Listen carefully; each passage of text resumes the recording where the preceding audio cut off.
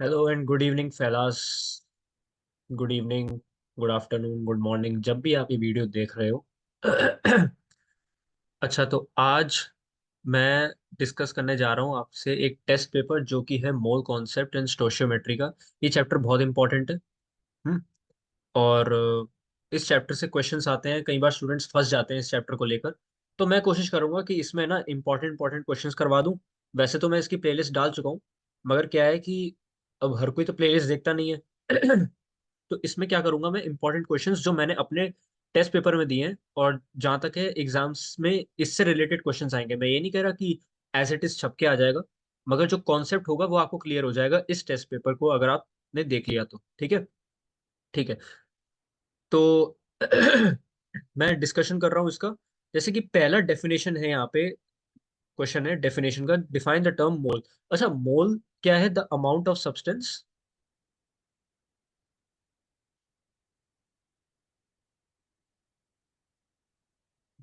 I am sorry, थोड़ा गला खराब है मेरा। Containing the same number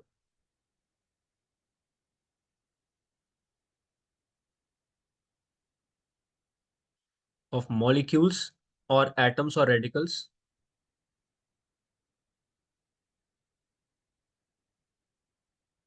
ions भी कह सकते हो, और आयंस, ठीक है, और इलेक्ट्रॉन्स, ठीक है, as there are atoms in exactly 12 gram of carbon 12। ठीक है, ये डेफिनेशन है पूरी। अगला है explain why the following statement is incorrect. 1 gram of any gas occupies 22.4। हाँ, तो 1 ग्राम नहीं आएगा इसमें, 1 मोल आएगा।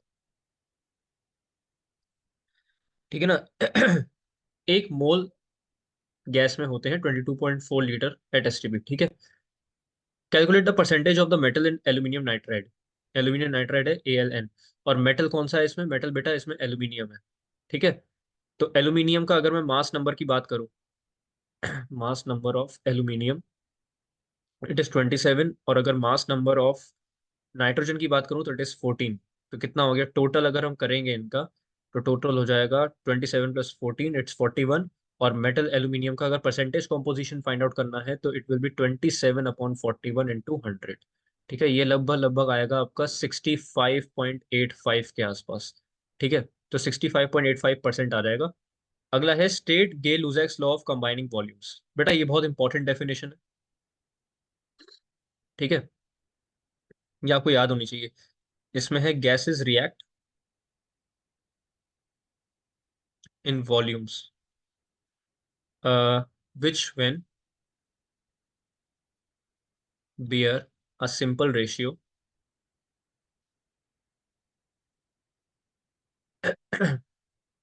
simple ratio to one another, to one another, and to the volume of the gaseous products, provided there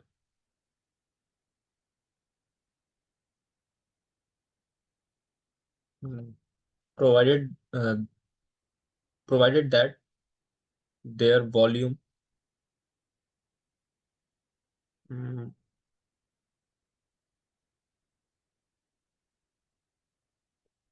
their volumes are measured at STP, at STP नहीं, at the same temperature and pressure।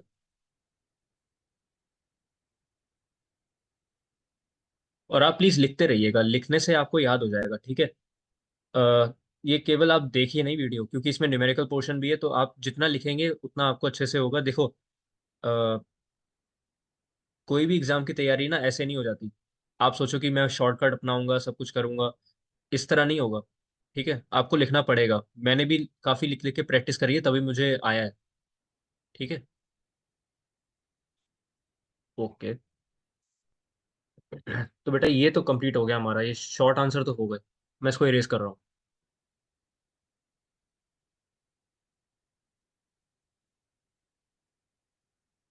Multiple choice question. बेटा इस पे आते हैं। Insulin C27H383 N65O77S6। अब बच्चा देख के ही डर जाए, क्या है ये? Contains 3.4% sulphur, what will be the minimum molecular weight of insulin? अब मैंने भी ना जानबूझ के दिया है ये क्वेश्चन, कि मैं देखना चाहता था बच्चे का आईक्यू क्या है।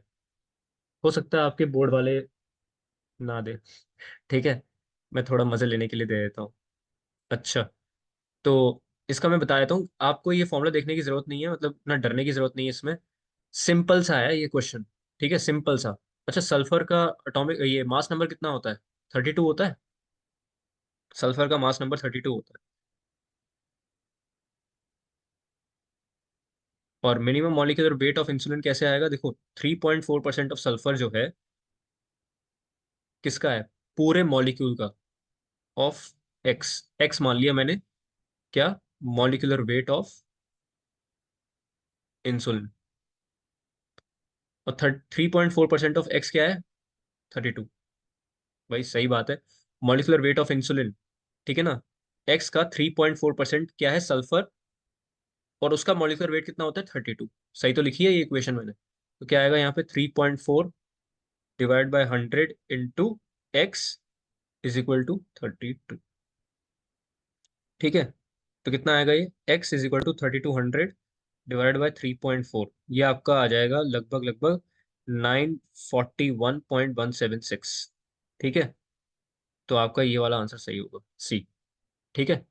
अच्छा, the total number of electrons in 2 gram of D2O heavy water. बेटा D2O क्या है? Heavy water. और मैं आपको बता दूं, D is deuterium. Deuterium which is an isotope of hydrogen. ठीक है ना, ड्यूटीरियम ये है 21H। ठीक है ना? और इसका मतलब क्या हो गया? D2O, अगर मैं मॉलिक्यूलर मास का कैलकुलेट करूं, D2O मॉलिक्यूलर मास, तो कितना आएगा ये? मेरे पास आ जाएगा क्योंकि D2O में 2H है, 2H है, तो 4H तो यही हो गए, है ना? 4H प्लस ऑक्सीजन का होता है 16, तो 20 ग्राम। 20 यूनिट हो गया, अगर मैं मॉलिक्यूलर 20 ग्राम हो गया ना। अच्छा, 20 ग्राम इसका मॉलिक्यूलर मास हो गया। और अगर मैं बात करूं H2O की, H2O का 18 ग्राम होता है। और 18 ग्राम में कितने इलेक्ट्रॉन होंगे? 18 ग्राम में 6 × 10⁻23 इलेक्ट्रॉन्स होंगे। ठीक है, और 1.8 ग्राम में कितने होंगे? 6 × 10⁻22 इलेक्ट्रॉन्स। ठीक है, और बात हो रही है अ, कि 2 ग्राम ऑफ D2O में कितने होंगे? अब देखो, 20 ग्राम इसका मास आ गया, तो 20 ग्राम का मतलब है कि 1 मोल है ये, है। और 2 ग्राम की बात हो रही है, तो 2 ग्राम में क्या होगा? 1 मोल में कितने इलेक्ट्रॉन इसके? 6 × 10⁻23। ठीक है, और 2 ग्राम में कितने होंगे? यूनिटरी मेथड लगाओ जरा, कितने होंगे? 6 × 10⁻22। ये बात समझ में आ रही है कि नहीं आ रही है? भाई 20 ग्राम में इतने, तो 2 ग्राम में इतने। ठीक है ना? 23 से पावर क्या हो गई? 22 हो गई, डिवाइड बाई 10 हो गया ना। तो बस, तो 6 × 10⁻22, और यहाँ पे भी कितने आ रहे थे? 6 × 10⁻22। तो इसका मतलब सेम नंबर ऑफ इलेक्ट्रॉन्स होंगे। क्लियर है ये बात? अच्छा, अगला क्वेश्चन है, ये मैं इरेज कर रहा हूँ। अगला क्वेश्चन है, an organic compound containing CH and N gave the following analysis, C40H13.3 and the rest is nitrogen. अच्छा बेटा, अब ना आपको थोड़ी कैलकुलेशन करनी पड़ेगी। C और H अगर मिला दें, तो ये बेटा ये आएगा 53.33%, और नाइट्रोजन का कंपोजिशन आएगा 46.67%। ये बात क्लियर है? एंड द रेस्ट हो गया, it's empirical formula would be. अब एम्पेरिकल फॉर्मूला आपको निकालना है, और आपको पता होना चाहिए कि अब बनेगी टेबल इसके अंदर। तो आप इसमें टेबल बना सकते हो, जैसे कि पहले तो आता है एलिमेंट, ठीक है, फिर आता है इसके अंदर परसेंटेज कॉम्पोजिशन, आप लिख दो इसमें। सेकंड में ये मिटा ही रहा हूँ यार, अच्छा नहीं लग रहा है इधर।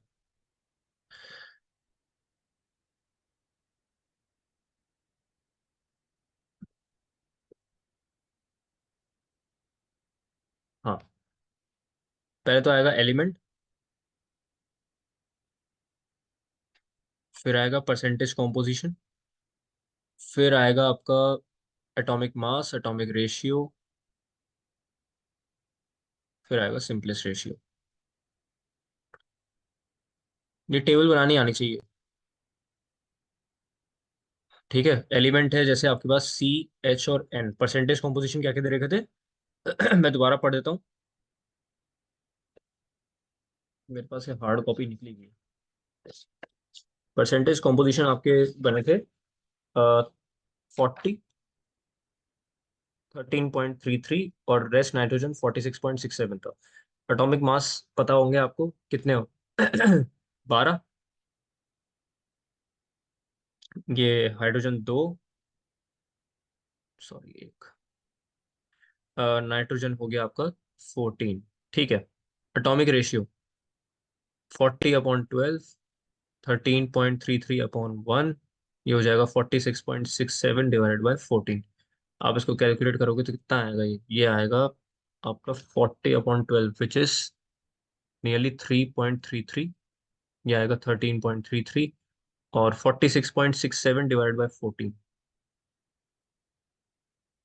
ये आएगा 3.33। तो सिंपलेस्ट रेशियो में क्या है, सबसे छोटा नंबर जो होगा, जैसे 3.33 इन तीनों में से सबसे छोटा ही है, तो उसी से डिवाइड कर देंगे, which is 1। 13.33 divide by 3.33, I think it's 4।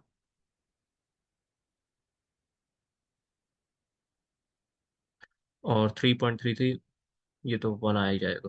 तो इसका मतलब रेशियो कितना आया सी एच और एन का? सी एच और एन का रेशियो आया 1:4:1। और जो फॉर्मूला आएगा आपके पास वो आएगा CH4N। ठीक है, तो आप वापस जाओ जरा उस पर और देखो जरा। CH4N, तो यानी कि option A is the right answer. ठीक है। The volume of 1 litre water upon vaporisation at STP is nearly. अब बात हो रही है बेटा volume of 1 litre of water.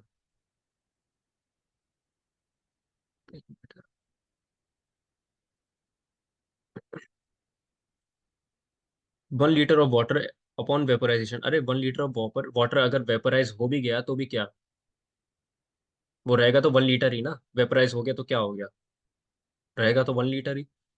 Which of the following has maximum percentage of nitrogen by mass? अब बेटा इसमें थोड़ा सा खेल है, जरा समझो। C17H19NO3, ठीक है ना, NO5, N3O, C17H25N। अब सब बड़े बड़े नंबर है सारे के सारे, सब बहुत बड़े बड़े नंबर आएंगे अगर आप मास नंबर से कैलकुलेट करोगे तो। जैसे कि 17 × 12 करोगे, +19 +14 +48, ठीक है ना। और इन सबको आप 14 आप ऊपर लिखोगे और इंटू 100 करोगे, तब जाके आपके पास परसेंटेज निकल के आएगी नाइट्रोजन की। ठीक है ना।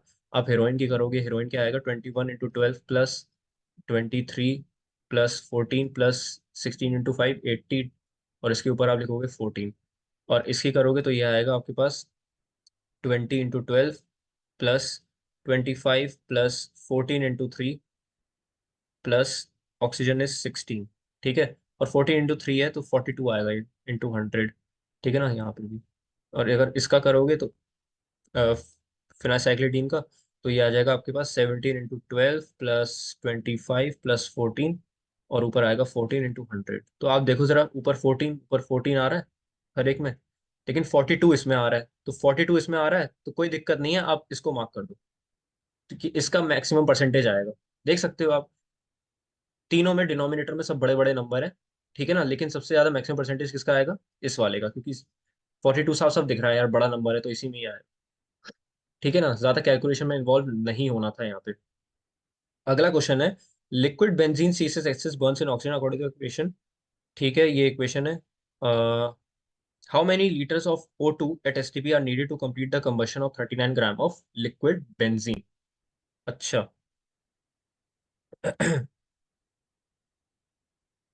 तो ये क्वेश्चन है आपका, एक सेकंड। अच्छा, मैं ये रिमूव कर रहा हूँ। हाँ, अब क्वेश्चन सॉल्व करते हैं ये वाला। C6H6, ठीक है।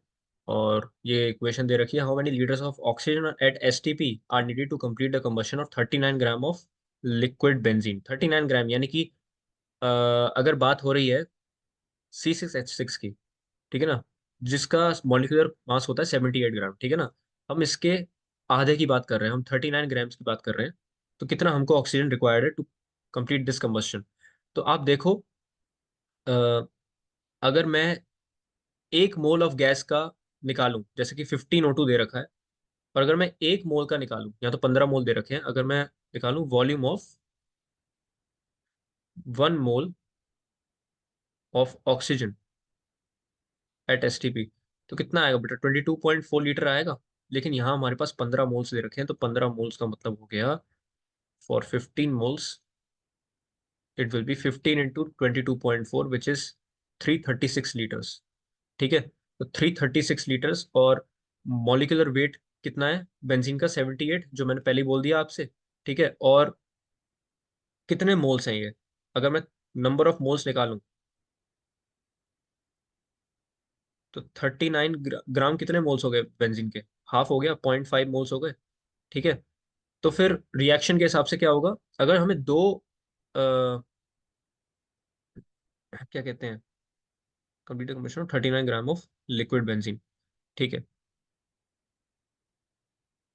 अब देखो 2 मोल ऑफ बेंजीन है हमारे पास। ठीक है, अगर 2 मोल्स बेंजीन को बर्न करने के लिए 336 लीटर्स हमको चाहिए गैस। ठीक है, और for burning 2 litres of benzene, sorry 2 moles of benzene, oxygen required is कितना?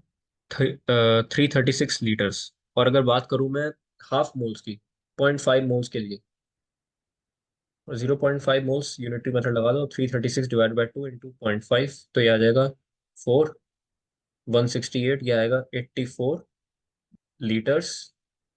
ठीक है, कितना आया बेटा? 84 लीटर्स। बताओ, ये बात क्लियर है आपको? एक मिनट।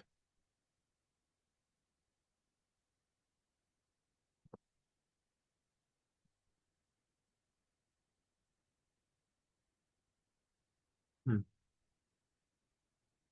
मैं इरेज कर दूं ये? ठीक है, तो इसका मतलब सही आंसर कौन सा हुआ? डी वाला, सेक्शन बी। बेटा ये अच्छे क्वेश्चंस हैं, बहुत अच्छे क्वेश्चंस हैं ये, आप इनको जरूर देखें।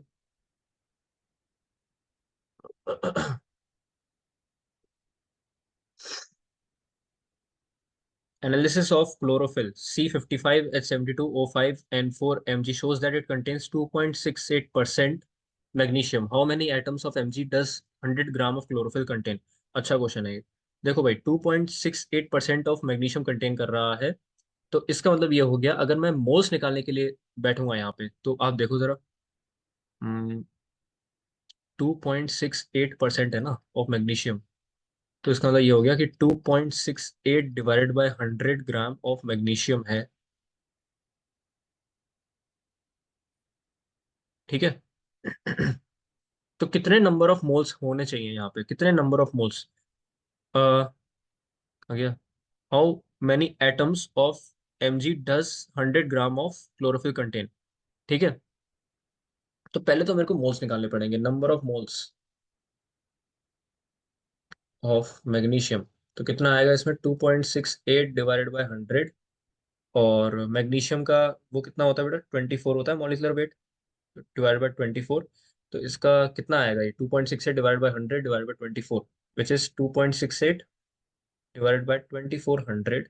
तो इसमें नंबर ऑफ मोल्स काफी छोटे आएंगे, मतलब काफी कम आएंगे। छोटे कह रहा हूँ, sorry. 1 mole of magnesium 6.022 into 10⁻23। ठीक है, एटम होंगे इसके अंदर, तो हमें नंबर ऑफ एटम भी तो निकालने। देखो, how many atoms of Mg does 100 gram of chlorophyll contain. अभी हमारे पास 1 मोल ऑफ मैग्नीशियम के लिए आ गया। ठीक है, और ये हमने number of moles of Mg निकाले थे फॉर 100 ग्राम। ठीक है, ये फॉर 100 ग्राम के लिए निकाले थे। और 1 mole of Mg is this. अगर मैं बात करूं, ये 100 ग्राम के लिए हमने मोल्स निकाले थे इतने।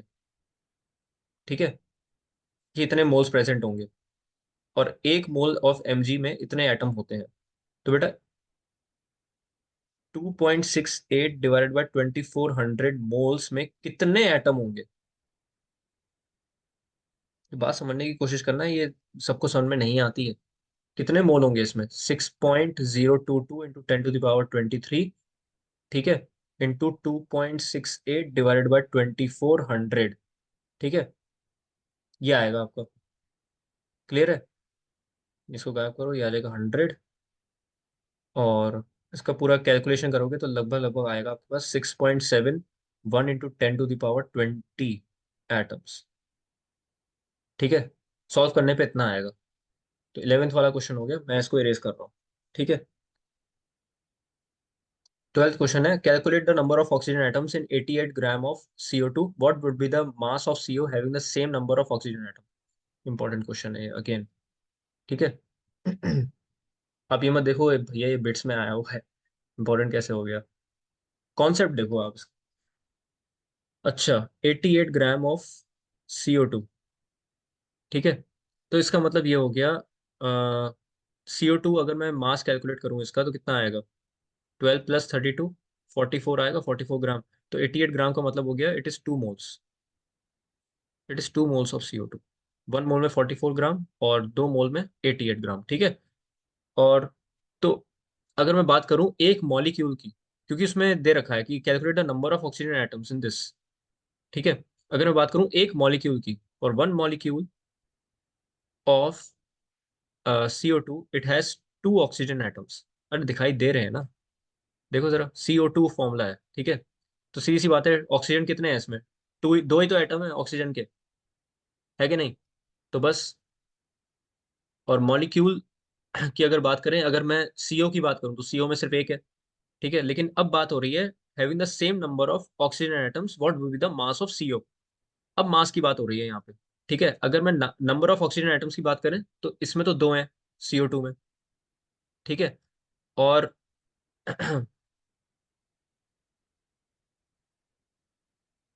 नंबर ऑफ ऑक्सीजन एटम्स हो क्या जाएंगे फिर, क्योंकि जब हमने मोल की डेफिनेशन लिखी थी तो उसमें क्या था कि कितने एटम्स हैं, कितने आयन्स हैं, कितने रेडिकल्स प्रेजेंट हैं, ऐसे लिखा था ना, कितने इलेक्ट्रॉन्स भी लिखा था मैंने। तो इसमें क्या आएगा, 6.023 इंटू 10⁻23 इंटू 2 ऑक्सीजन एटम्स। तो इसका मतलब हो गया लगभग, कितना हो गया, 6,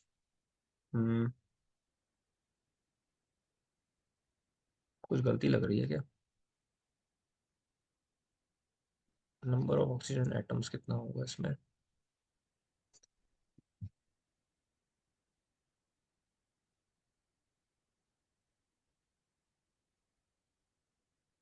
2 ऑक्सीजन एटम है। ठीक है, CO2 + CO और O।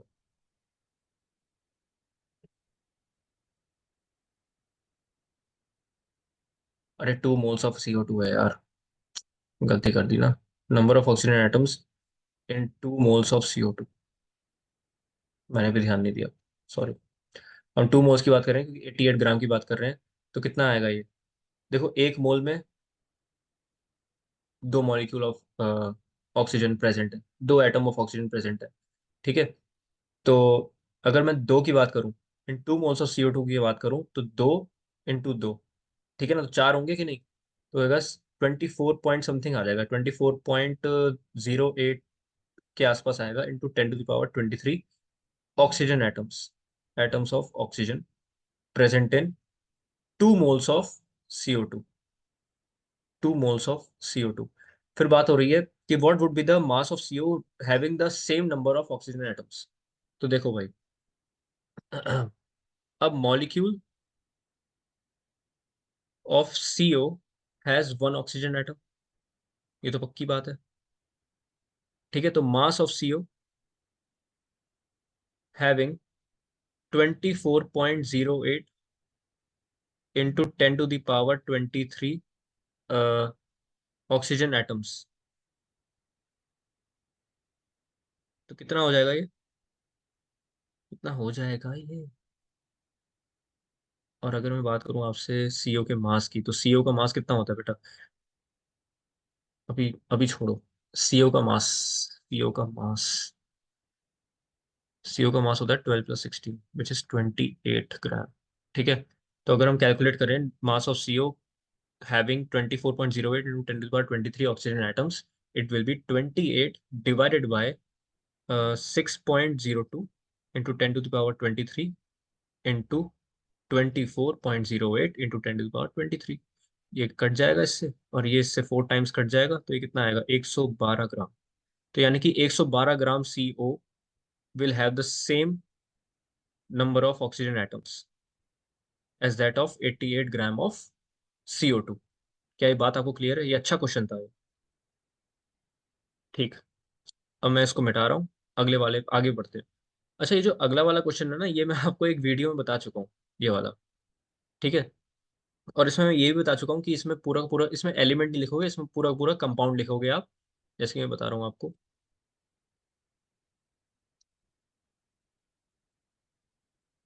हाँ।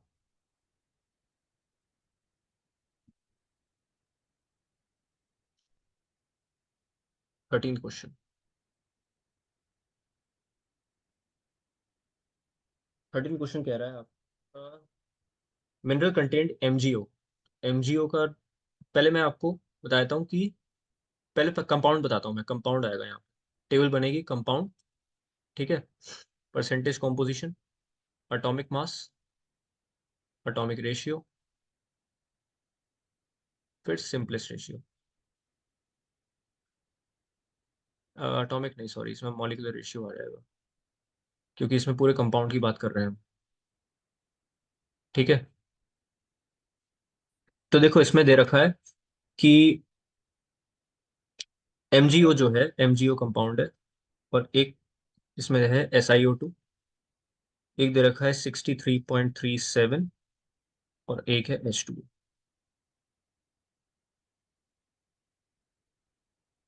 ठीक है।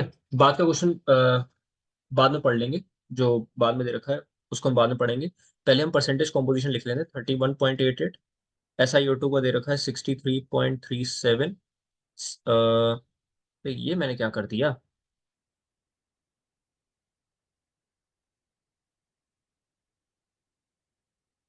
नशे में हूँ क्या मैं? मैंने बात का ही पढ़ लिया। H2 है 4.75। Show that the simplest formula for the mineral is H2Mg3 Si4O12। अच्छा, MgO और मॉलिक्यूलर मास कितना होगा MgO का बेटा? 24 + 16, 40 आ जाएगा ये? अरे 24 + 16 MgO का यार।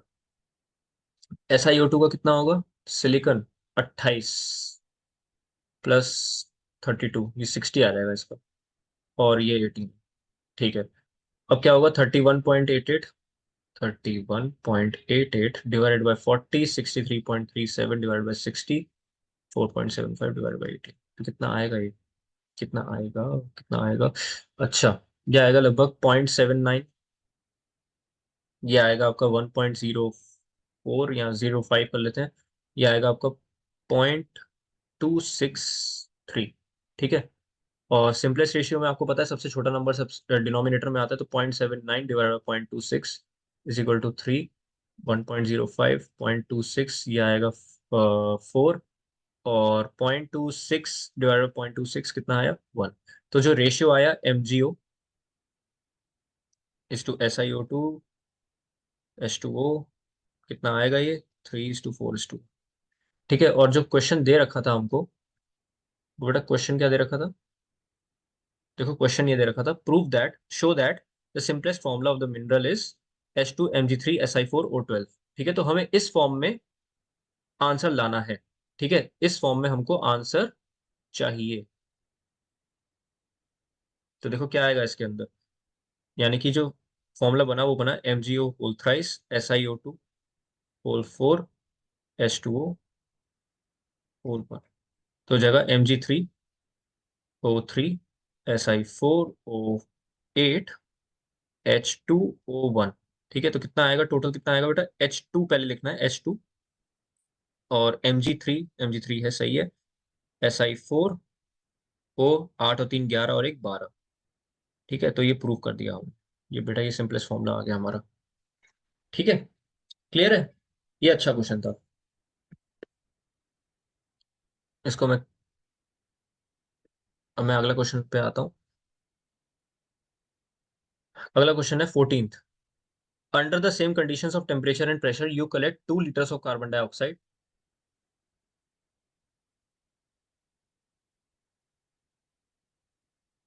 2 liters of carbon dioxide, 3 liters of chlorine, 5 liters of hydrogen, 4 liters of nitrogen, and 1 liter of sulfur dioxide. In which gas sample will there be the greatest number of molecules?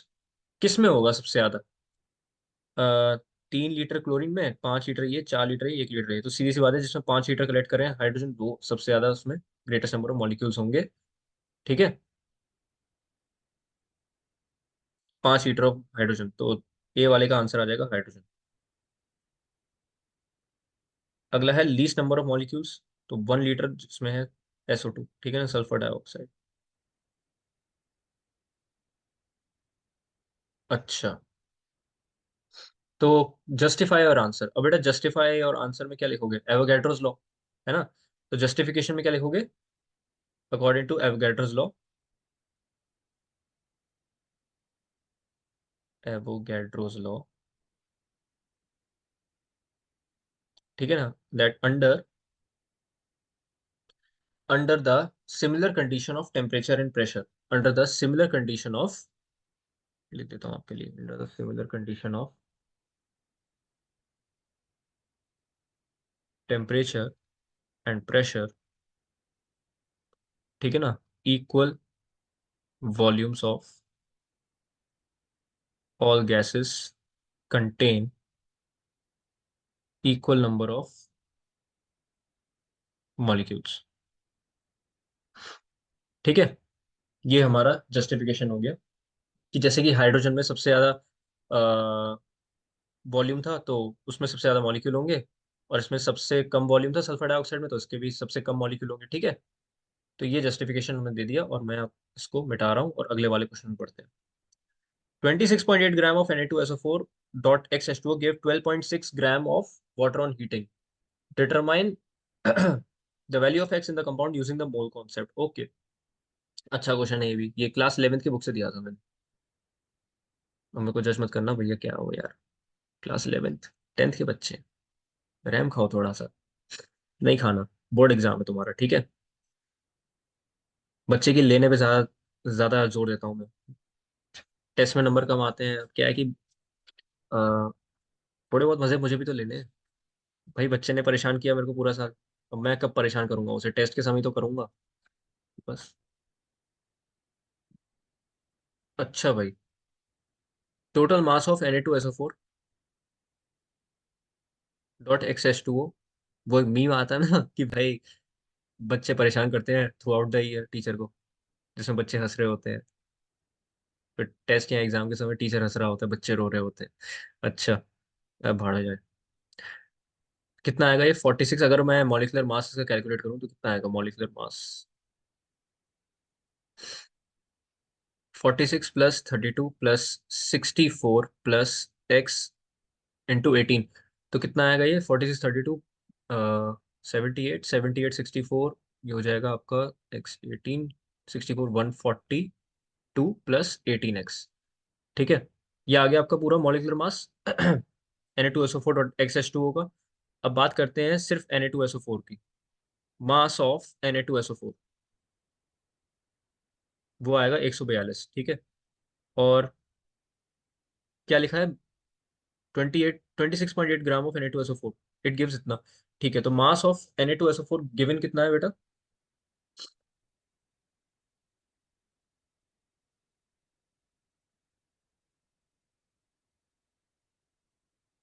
It is 26.8 ग्राम, ठीक है ना? Give 12.6 gram of water on heating, तो 12.6 ग्राम इसमें से minus कर दो। मतलब Na2SO4 dot XH2O का पूरा मास कितना दे रखा है आपके पास? वो दे रखा है 26.8 ग्राम। लेकिन अगर मैं बात करूं केवल Na2SO4 की, तो it will be 26.8 gram minus 12.6। 12.6 किसका है बेटा? वो है वाटर ऑफ क्रिस्टलाइजेशन। ठीक है, तो इसमें से माइनस करना पड़ेगा, तब जाके Na2SO4 का मास आएगा। तो कितना आएगा ये? 26.8 minus 12.6, it will be 14.2 grams. ठीक है, तो नंबर ऑफ मोल्स आपको कैलकुलेट करने होंगे, तो नंबर ऑफ मोल्स कितना आएगा बेटे? Number of moles will be 14, sorry 14.2 divide by 142, तो ये आएगा 0.1 मोल्स। तो 0.1 मोल्स में आपको अब यूनिटरी मेथड लगाना पड़ेगा कि mass of water in 0.1 mole, mass of water of crystallisation, WOC लिख देता हूँ मैं, water of crystallisation in 0.1 mole, तो कितना है बेटा? 18। इंटू 0.1, तो इट बी 1.8x। ठीक है। और 1.8 मोल्स, एक्स मोल्स, ऐसा नहीं लिख रहा, 1.8 x moles of water has 12.6 gram of mass. बिल्कुल है। आप देखो 12, मैंने लिख रखा है यहाँ पे वाटर क्रिस्टलाइजेशन का मास कितना है, 12.6 ग्राम, क्योंकि इसने 12.6 ग्राम ऑफ वाटर को लूज किया है ऑन हीटिंग। ठीक है। तो 12.6 ग्राम के बराबर है 1.8 एक्स मोल्स। ठीक है। तो आप क्या करोगे यहाँ पे, अब क्वेश्चन बना दोगे कि 1.8 एक्स इज इक्वल टू 12.6, और अब एक्स के लिए सॉल्व कर दो आप। एक्स के लिए सॉल्व करोगे तो x will be 126 divide by 18, जिस 7। तो आपके पास कितना आया, 7 moles of water of crystallisation आ गया आपके पास। ठीक है। तो जो कंपाउंड का कभी कभी आ रहा है ना, कंपाउंड का फॉर्मूला पूछ लेता है, एक्स की वैल्यू पूछा है अभी, तो एक्स की वैल्यू 7 आ गई हमारे पास। कंपाउंड का फॉर्मूला क्या होगा बेटा, Na2SO4.7H2। ठीक है। ये फॉर्मूला होगा।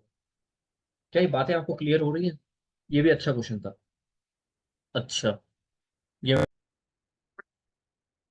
अच्छा, सेक्शन सी से शुरू करते हैं। सेक्शन सी में 16th वाला क्वेश्चन कह रहा है caffeine contains 49.5% carbon, 28.9% nitrogen, 16.5% oxygen, 5.2% H. ठीक है। Calculate the molecular formula. पहले तो, सबसे पहले तो हम क्या करेंगे, हम ये करेंगे कि एम्पेरिकल फॉर्मूला फाइंड आउट करेंगे, जो हमारे पास डेटा दे रखा है उसके अकॉर्डिंग। ठीक है। तो चलो क्वेश्चन नंबर 16 करते हैं सेक्शन सी का। और इसमें हमको डेटा दे रखा है कार्बन। देखो पहले टेबल बना लेते हैं एलिमेंट्स। आई होप अब तक टेबल तो याद हो गई होगी। परसेंटेज मास कॉम्पोजिशन हो गया। और क्या आएगा यहाँ पे,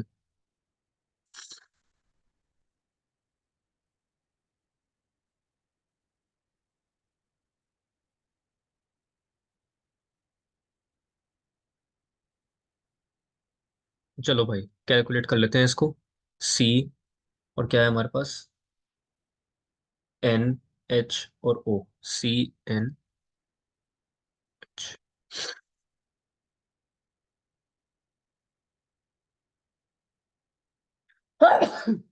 सॉरी। कार्बन है हमारे पास 49.5%, नाइट्रोजन 28.9%, 16.5%, एटॉमिक मास 12, 14, 16 और 1। तो जब कैलकुलेट करेंगे तो कितना आएगा, 49.5 डिवाइड बाई 12। ये आएगा 4.12।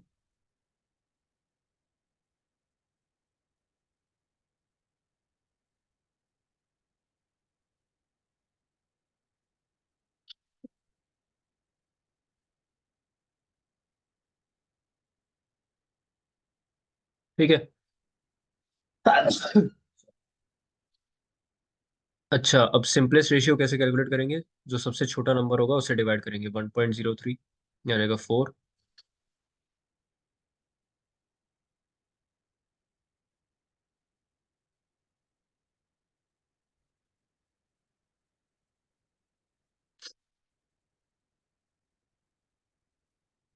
ठीक है।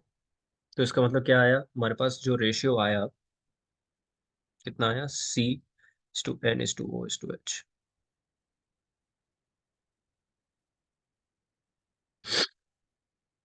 तो क्या आएगा इसका, इसका आएगा C4N2OH5। ये फॉर्मूला आ गया इसका, एम्पेरिकल फॉर्मूला। ठीक है। अच्छा, अब हम और सॉल्व करते हैं इसे। पहले मैं आपको क्वेश्चन दिखा दूं पूरा। क्वेश्चन कह रहा है, हाँ क्वेश्चन कह रहा है कि कैलकुलेट द मॉलिक्यूलर फॉर्मूला, वो तो ठीक है, given that 0.2 moles of caffeine weight 38.04 gram. ठीक है। तो इसका मतलब ये हो गया कि 0.2 मोल्स ऑफ कैफीन में कंटेन्स 38.04 ग्राम। तो 1 मोल में कितना होगा। अच्छा, 1 मोल का मतलब क्या हो गया कि मॉलिक्यूलर, जब हम मॉलिक्यूलर मास निकालते हैं तो उसका मतलब क्या है, जैसे Na2SO4 का हमने मॉलिक्यूलर मास निकाला था, वो कितना निकाला था, 142 ग्राम। तो इसका मतलब ये है कि 1 मोल ऑफ Na2SO4 कंटेन्स 142 ग्राम। ठीक है, इसका मतलब ये है। तो इसका मतलब यही इसका मॉलिक्यूलर फॉर्मूला हो जाता है। यही इसका मॉलिक्यूलर फॉर्मूला था ना, मॉलिक्यूलर मास था ना, मॉलिक्यूलर मास। तो बस, तो जितना 1 मोल में प्रेजेंट है वही उसका मॉलिक्यूलर मास होता है। ठीक है। तो 1 मोल में कितना, 1 मोल ऑफ कैफीन का मास कितना होगा? 38.04 डिवाइडेड बाई 0.2 इंटू 1। तो ये हो जाएगा 5। ये हो जाएगा 190.2 ग्राम। बताओ साहब। ठीक है।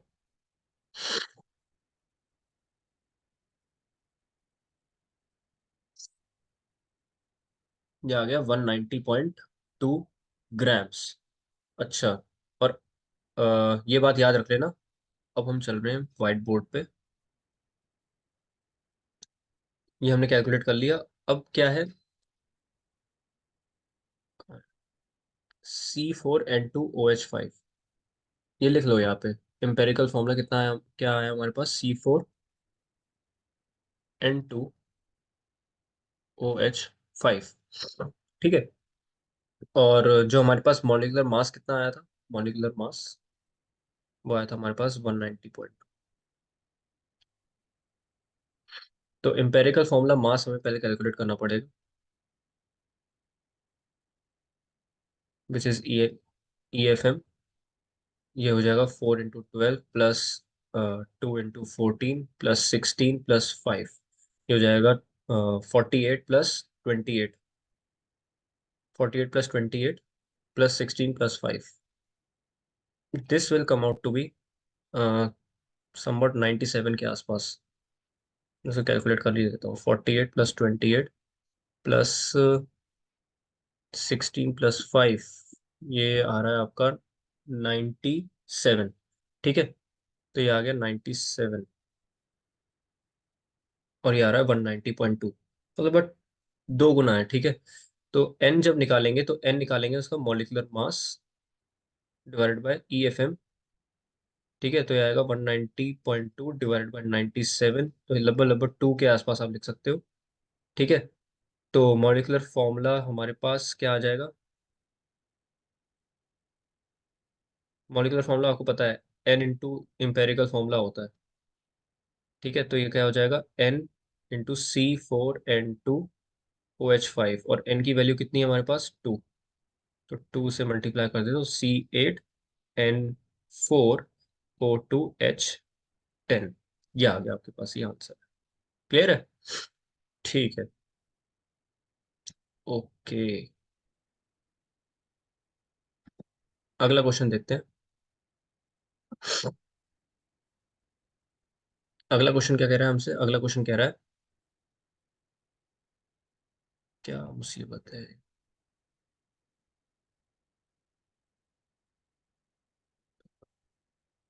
हाँ। अगला क्वेश्चन कह रहा है the equation for the burning of octane. ठीक है।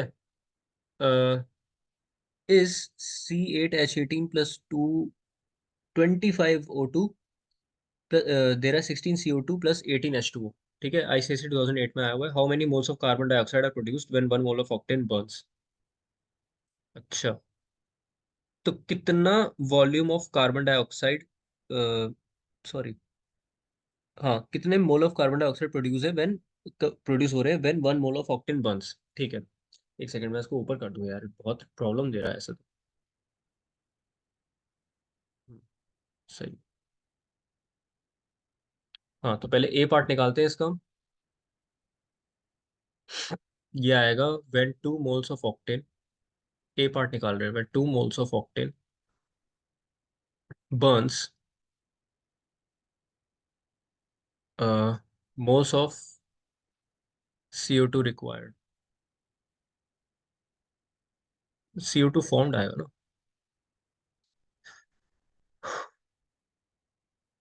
CO2 formed 16। वही जो 2 मोल बर्न हो रहे हैं तो 16 मोल्स CO2 प्रोड्यूस हो रहे हैं। ठीक है। और for 1 mole of octane,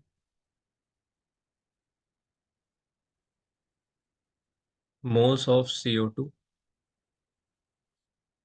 required, formed यार, मैं रिक्वायर्ड क्यों बोल रहा हूँ? 16 डिवाइडेड बाई 2। Which is 8। ठीक है, तो 8 मोल लगेंगे। सीधी सी बात है, देखो 2 मोल में कितने लग रहे हैं, 16। 1 मोल में कितना लगेगा, 8। What volume of at STP is occupied by the number of moles determined in A? B part इसका सॉल्व कर लेते हैं। तो volume at STP for 8 moles of CO2 कितना आया। देखो 1 मोल कितना ऑक्यूपाई करेगा, 1 मोल ऑफ CO2 कितना ऑक्यूपाई करेगा, 22.4 लीटर्स। तो 8 मोल कितना करेगा फिर, 8 मोल करेगा 22.4 into 8, which is 179.2 litres.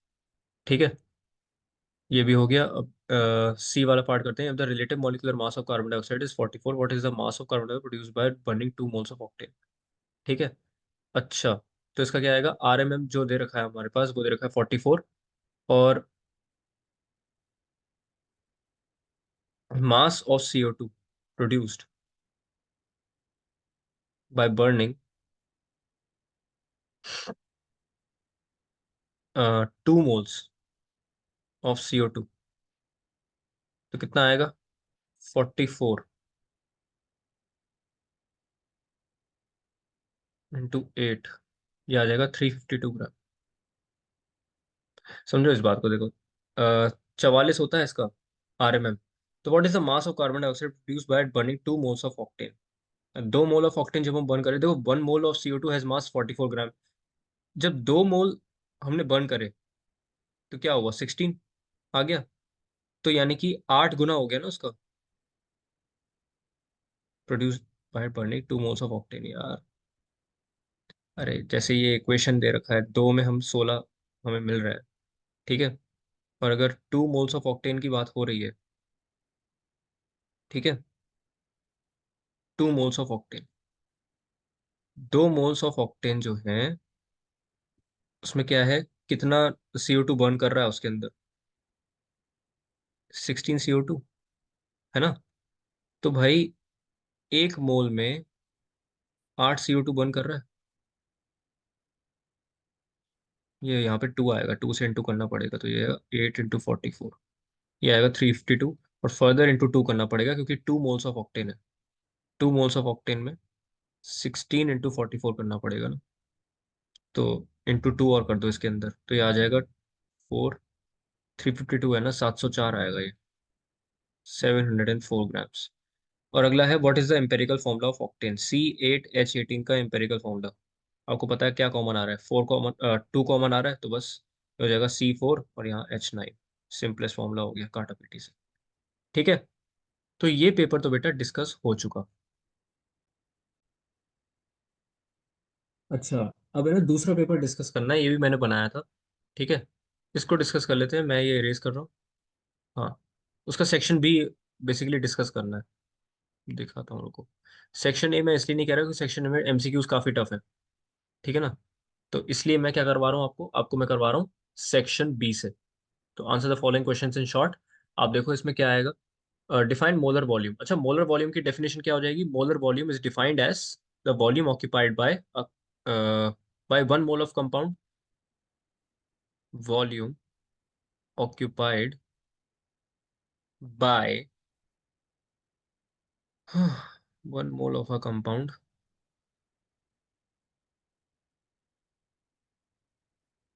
Eight STP, molar volume is 22.4 litre. ठीक है, एट STP। ठीक है, ये है molar volume. Calculate the mass of sulphur in 30 gram of FeS2। बेटा FeS2, Fe का मास होता है 56। मैंने यहाँ दे नहीं रखा, लेकिन पहले पेज पे दे रखा था, कोई बात नहीं। और S होता है आपका 32।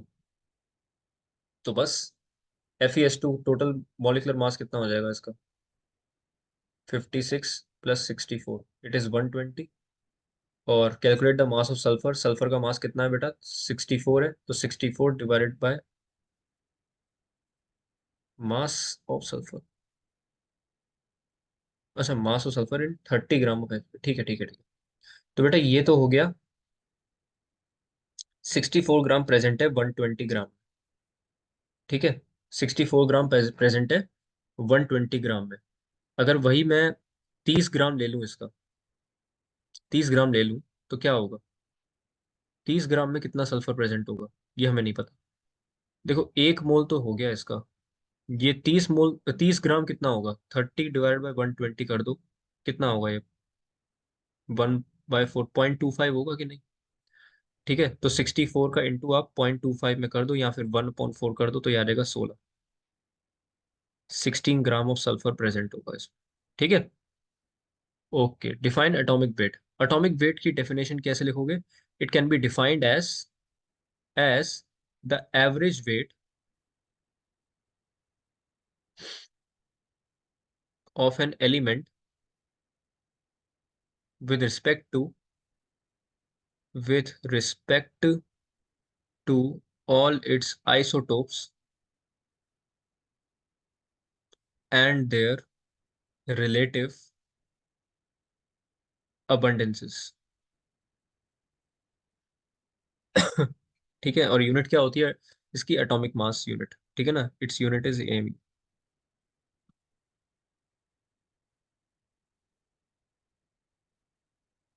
बेटा ये अलीगढ़ मुस्लिम यूनिवर्सिटी नहीं है, it is atomic mass unit. हमारे टीचर ने एक बार बोल दिया था अलीगढ़ मुस्लिम यूनिवर्सिटी इसको। ठीक है। अ, ठीक है भाई। अगला क्वेश्चन है, a compound with empirical formula A B has vapour density thrice its empirical formula weight. अब देखो एक चीज आप जानते हो, कि twice of VD is molecular weight. पक्की बात है ये आप जानते हो ये चीज। और अगर मैं लिख दूं, अब यहाँ पे दे रखा है vapour density thrice it's empirical formula, तो एम्पेरिकल फॉर्मूला जो मास है, एम्पेरिकल फॉर्मूला मास को मैं ईएफएम को मैं क्या मान लूं? ईएफएम को मैं एक्स मान लेता हूँ। ठीक है, तो एम्पेरिकल फॉर्मूला एक्स मान लिया मैंने, और उसका थ्राइस, तो यानी कि 2 इंटू, अच्छा, और वीडी किसके बराबर होता है? VD is 3x। ठीक है ना, VD is equal to empirical formula mass, vapour density. हाँ ठीक है, into 2 into 3x is equal to molecular weight. तो कितना आएगा बेटा? 6x आ गया मॉलिकुलर वेट। 6x हमारा मॉलिकुलर वेट आ गया, और EFM हमारा था 6। और एक चीज आप जानते हो, जब आप n की वैल्यू निकालते हो तो क्या होता है? Molecular weight divided by EFM। तो क्या आएगा यहाँ पे? Molecular weight 6x divided by x, तो n की value comes out to be 6। और जब n की वैल्यू 6 आ जाती है तो empirical formula into n is equal to molecular formula. ठीक है, तो मॉलिकुलर फॉर्मूला क्या आ जाएगा? एम्पेरिकल फॉर्मूला दे रखा था आपके पास ए बी, तो ए बी इंटू 6 क्या हो जाएगा? Molecular formula which comes out to be A6B6। क्या ये बात आपको क्लियर है? ये क्वेश्चंस अच्छे हैं। ठीक है, इनके एग्जाम में आने की चांसेस हैं। ओके, मैं अब इसको मिटा रहा हूँ और आगे बढ़ रहा हूँ। सेक्शन बी, अच्छा क्वेश्चन है ये भी।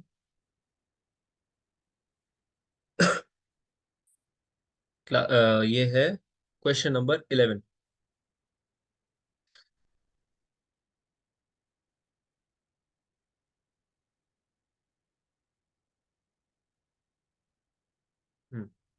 Hydrated sulphate of a divalent metal of atomic weight 65.4।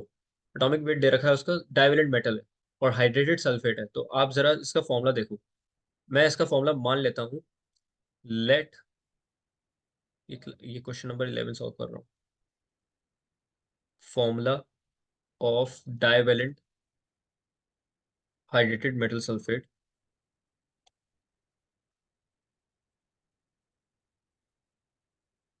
B M SO4.XH2।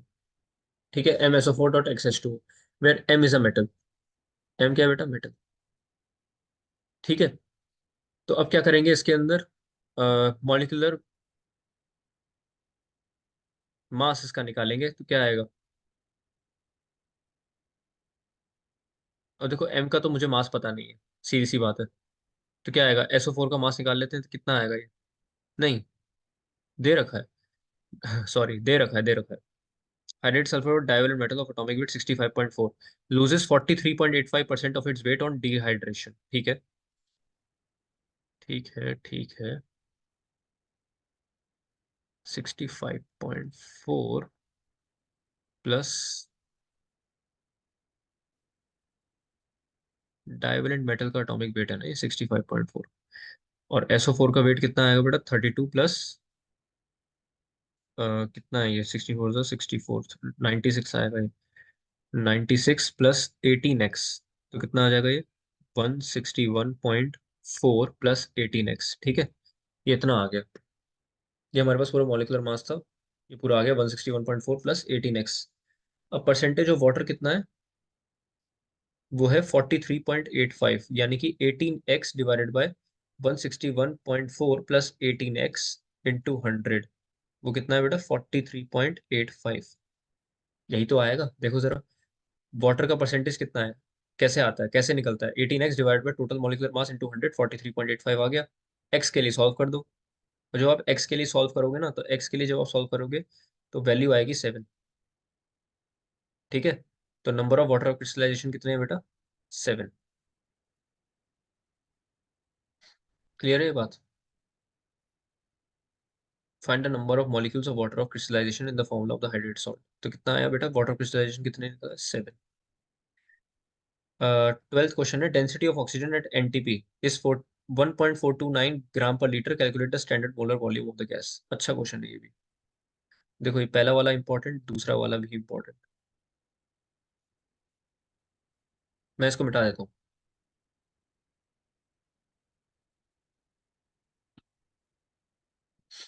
अच्छा, density of oxygen at NTP is 1.429 ग्राम पर लीटर। तो डेंसिटी ऑफ O2, डेंसिटी को रो से डिनोट करते हैं, पता ही होगा आपको, 12 का ए। कितना है? 1.429 ग्राम पर लीटर। और मोलर मास ऑफ ऑक्सीजन कितना हो जाएगा? 32 ग्राम।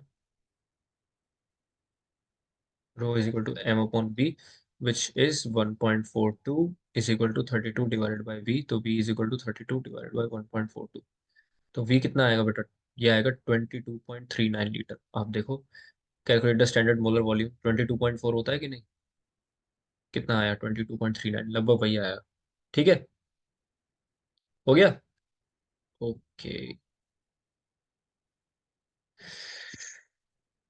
एक तो आदत हो गई है, ठीक है, हो गया कहने की। क्लास में पढ़ाता हूँ ना मैं, ऑनलाइन इतना पढ़ा, मतलब बच्चों को ऐसे कभी नहीं पढ़ाया मैंने, जिसमें सिर्फ मैं ही बात कर रहा हूँ। अच्छा, how many electrons are present in 18 ml of water? कितने इलेक्ट्रॉन्स हैं? अच्छा, electrons in 18 ml of water.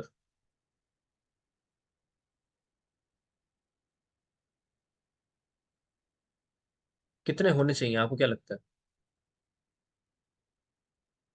अच्छा, वाटर जो है, वाटर की डेंसिटी कितनी होती है?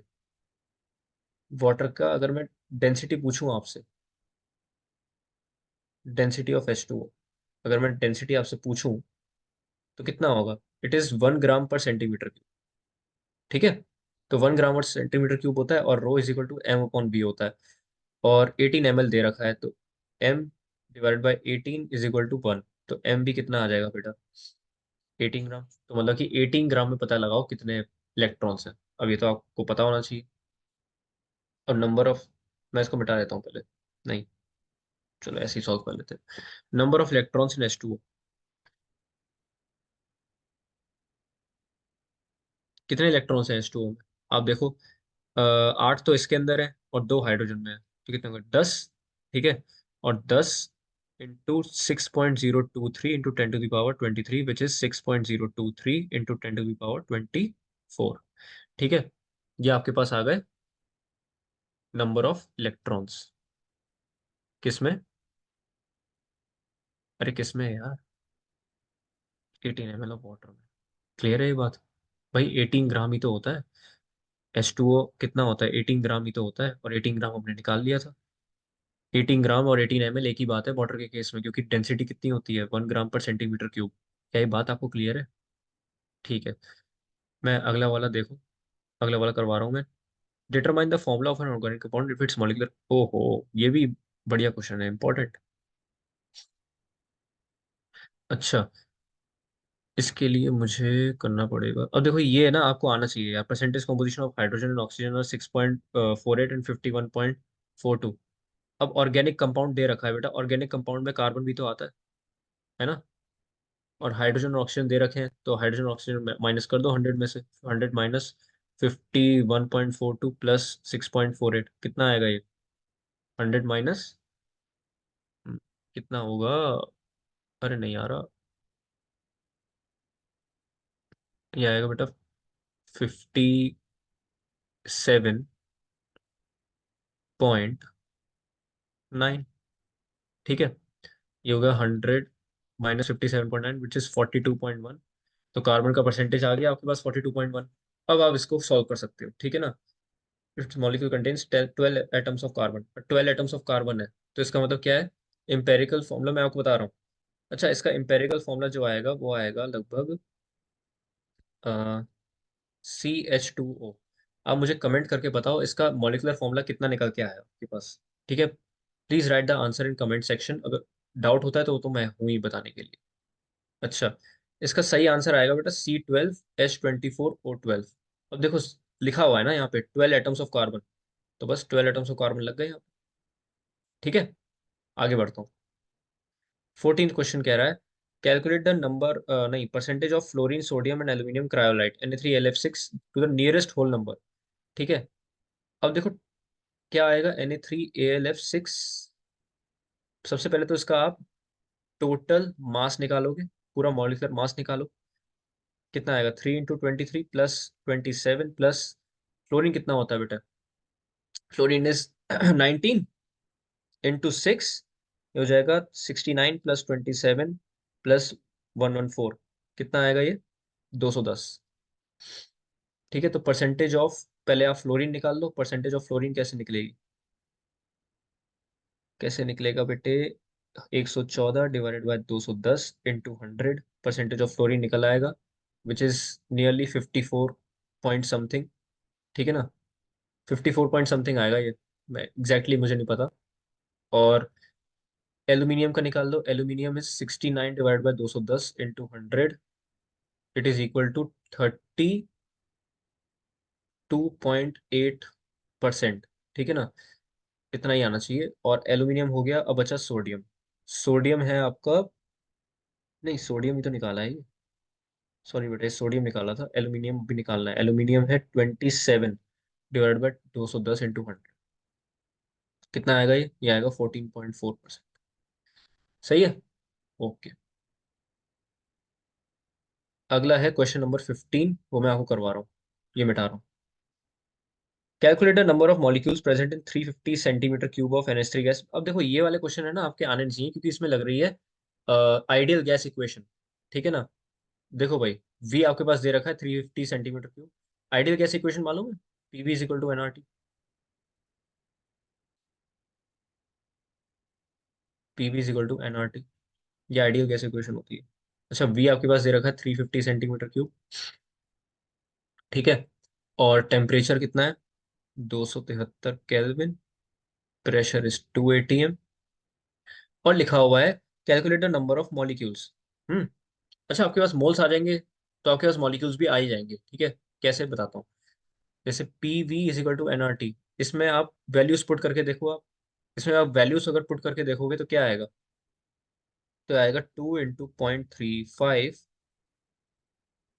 0.35। ठीक है, मैंने 0.3, मैंने लीटर्स में लिखा है ये। ठीक है, मैंने लीटर्स में लिखा है। Is equal to N। R आपको पता होना चाहिए, वैल्यू होती है 8.314 इंटू 10⁻³ जूल पर केल्विन पर मोल। ठीक है, और ये हो जाएगा 273। तो N की वैल्यू हो जाएगी 2 × 0.35, 273। कितना आएगा ये आएगा बेटा 0.03 मोल्स।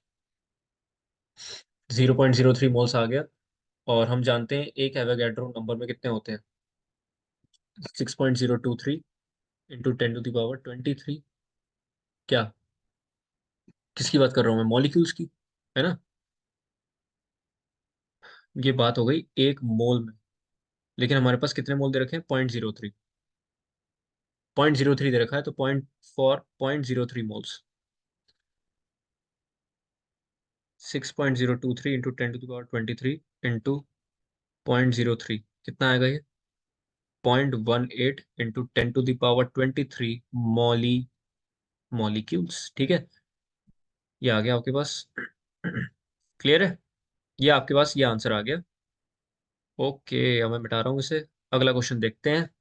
बेटा लास्ट क्वेश्चन है ये, मुबारक हो, लास्ट क्वेश्चन में पहुंच गए हम। और ये है सबसे कठिन क्वेश्चन आज का, यही सबसे ज्यादा डिफिकल्ट क्वेश्चन है। ठीक है, सेक्शन सी का, क्योंकि ये मैंने दिया है क्लास 11th की एनसीईआरटी से। अब देखो जरा कैसे करते हैं ये 16th का ए वाला पार्ट। पहले तो मेजर करेंगे हम इसका एम्पेरिकल फॉर्मूला। देखिए रखा है, welding fuel gas contains carbon and hydrogen only, burning a small sample of it in oxygen gives 3.38 gram of carbon dioxide, 0.690 gram of water and no other products. ठीक है, पहले तो इसका डेटा हम पूरा लिख लेते हैं एक जगह। क्या क्या क्या दे रखा है? 3.38 ग्राम ऑफ CO2, ये सब दे रखा है। पहले इसका एम्पेरिकल फॉर्मूला फाइंड आउट करते हैं। कैसे करोगे देखो। 1 मोल, थोड़ा अकल लगानी पड़ेगी इसके अंदर। 1 मोल कितना होता है बेटा कार्बन डाइऑक्साइड का? 44 ग्राम। ठीक है ना? कंटेन्स कंटेन्स कितना? 12 ग्राम ऑफ कार्बन। कितना कंटेन करता है? 12 ग्राम ऑफ कार्बन।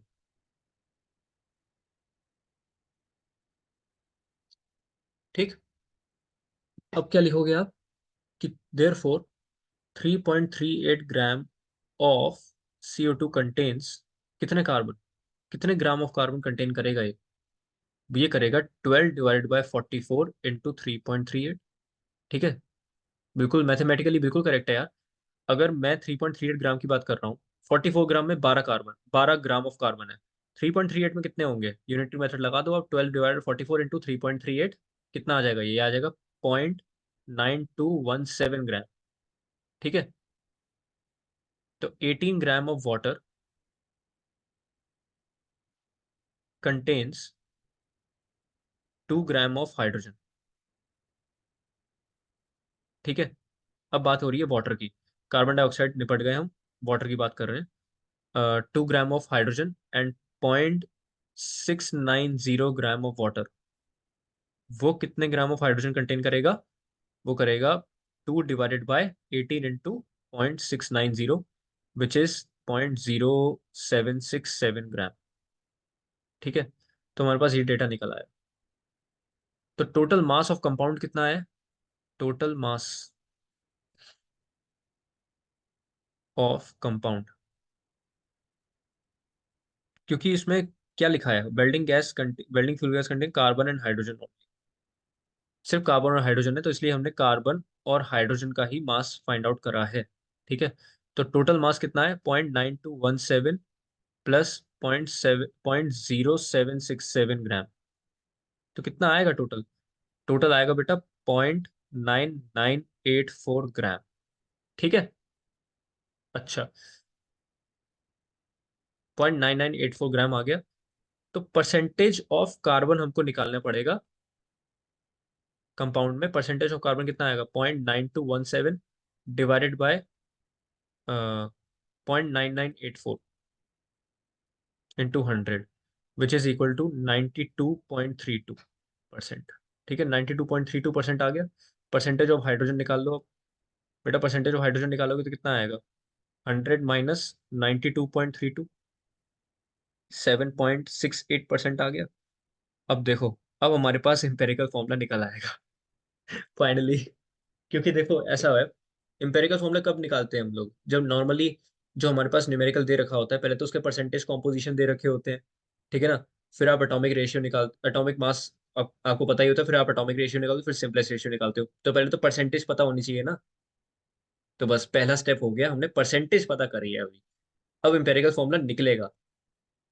तभी कह रहा हूँ ये टफ क्वेश्चन है। ठीक है, काफी बड़ा क्वेश्चन है, काफी दिमाग लगेगा इसके अंदर और काफी ज्यादा कैलकुलेशन है इसके अंदर। ठीक है, पर मैं आपको करवा दूंगा, कोई दिक्कत नहीं। अच्छा, मैं इसको मिटा रहा हूँ। 92.32 आ गया और ये आ गया 7.68%। ठीक है, अब moles of carbon. In the compound, moles of carbon in the compound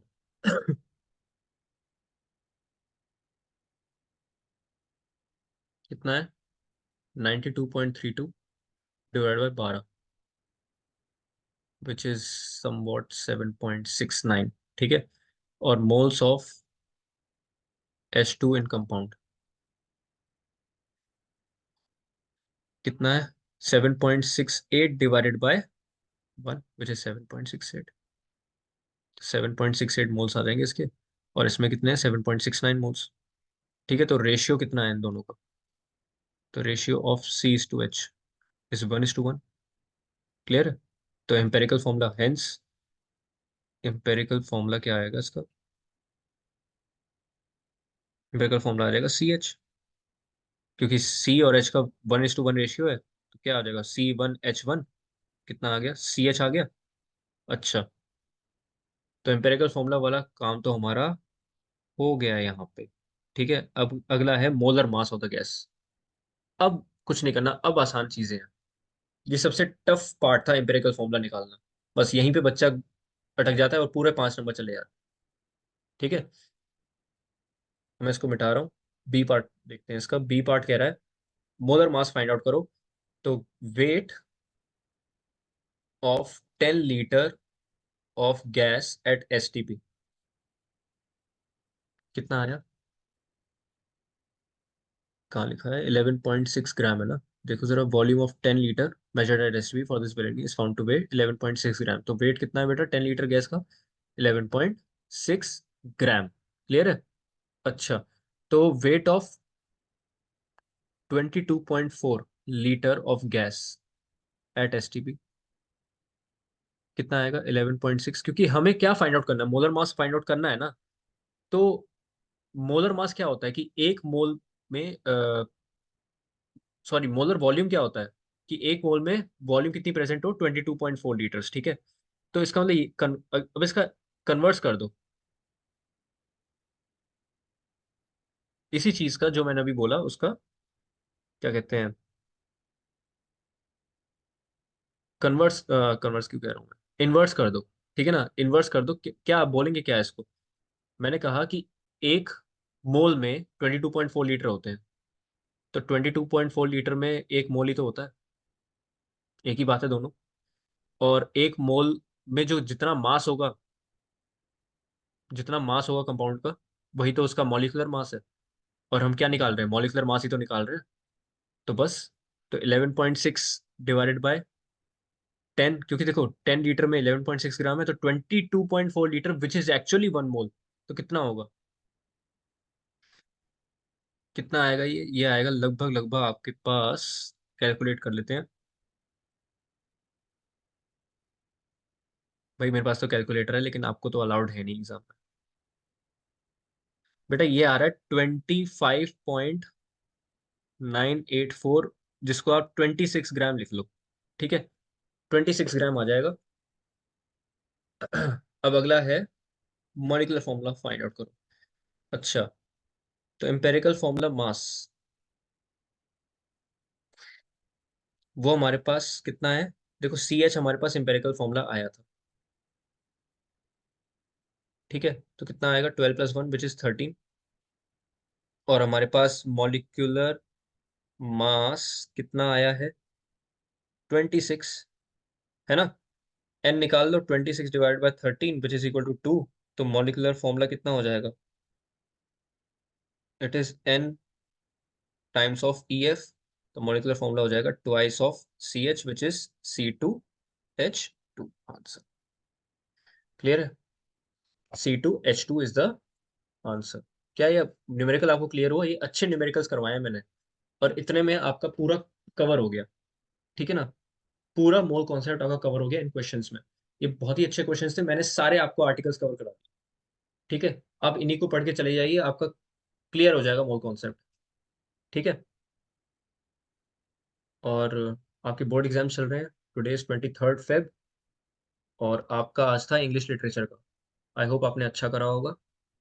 चलो आगे के लिए ऑल द वेरी बेस्ट, पढ़ाई करते रहिए। सी यू।